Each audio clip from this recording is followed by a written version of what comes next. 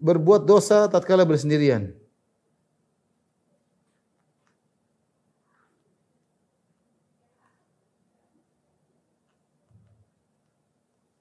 Berbuat dosa tatkala bersendirian.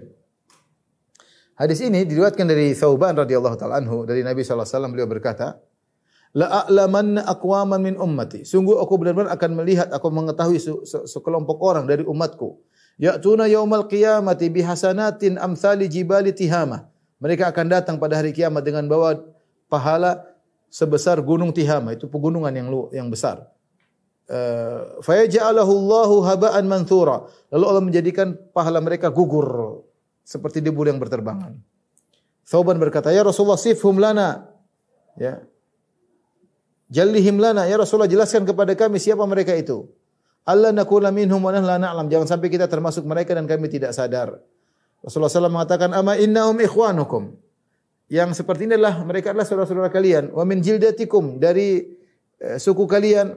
Wa ya'khuduna minal lail kama ta'khudun, dan mereka juga di malam hari mereka beribadah seperti kalian. Walakinnahum aqwamun idza khalau bimaharimillah intahakuha.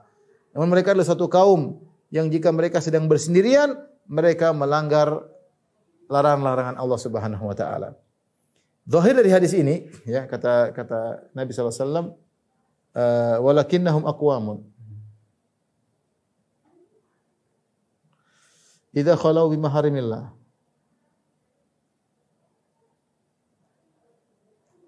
Intahakuha. Mereka adalah kaum jikalau sendirian mereka melanggar larangan Allah Subhanahu wa taala. Mereka melanggar larangan Allah Subhanahu wa taala. Hadis ini zahirnya mengerikan, ya. Zahir hadis ini mengerikan. Zahir hadis ini maksiat bersendirian menggugurkan amalan. Tapi datang dalam hadis lain yang seakan-akan kontradiktif dengan hadis ini. Hadis yang lebih sahih. Hadis tersebut kata Nabi sallallahu alaihi wasallam, "Kullu ummati mu'afan ilal mujahirin." Setiap umatku selamat kecuali yang menampak-nampakkan terang-terangan melakukan kemaksiatan. Wa inna minal mujaharah an ya'mala rajulu bil laili amalan. Di antara bentuk mujaharah, terang-terangan, adalah seorang di malam hari melakukan maksiat. Tsumma yusbihu wa qad satarahu Allahu alaihi. Kemudian di pagi hari Allah sudah tutup maksiatnya. Fayaqulu ya fulan, lantas dia berkata, wahai fulan. Dia cerita, amiltul barihata kadza wa kadza. Tadi malam saya maksiat begini. Wa qad bata yasturuhu rabbuhu. Padahal semalam dia tidur dalam kondisi Allah menutup aib-aibnya. Wa yusbihu yakshifu sitrallahi anhu. Ternyata di pagi hari dia cerita, dia buka rahasia Allah. Allah sudah tutup aibnya, dia malah bongkar. Orang seperti ini baru kemudian tidak diampuni oleh Allah Subhanahu wa taala. Nah, zahir daripada hadis yang kita baca tadi, hadis Abu Hurairah, kullu ummatin mu'afan ilal mujahirin, seluruh umatku dimaafkan, selamat kecuali yang terang-terangan bermaksiat, menunjukkan berarti kalau tidak terang-terangan bermaksiat bisa jadi dimaafkan.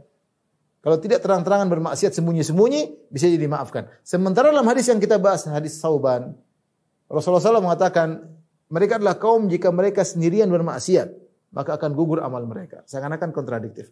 Maka sebagian ulama menjamak, mengkompromikan, mereka mengatakan yang amalannya gugur adalah kaum yang tatkala mereka bersendirian mereka menganggap remeh maksiat yang mereka lakukan. Ya, mereka anggap remeh. Nah, seperti ini yang buat amalan mereka gugur. Adapun kalau mereka bermaksiat mereka takut kepada Allah, maka tidak. Ya, ini maksiat tersendiri, tidak menggugurkan amal yang lain. Ya. Tapi kapan maksiat bersendirian, namanya dzunubul khalawat, maksiat tatkala bersendirian, bisa menggugurkan amalan-amalan lain jika dia menganggap remeh maksiat tersebut. Seperti orang munafik. Al-munafiq yara dzunubahu kadzubabin marra ala anfi faqala hakadha. Orang munafik itu kalau lihat maksiat seperti dia menganggap seperti lalat yang lewat depan hidungnya kemudian dia usir, begitu selesai. Dia tidak menganggap.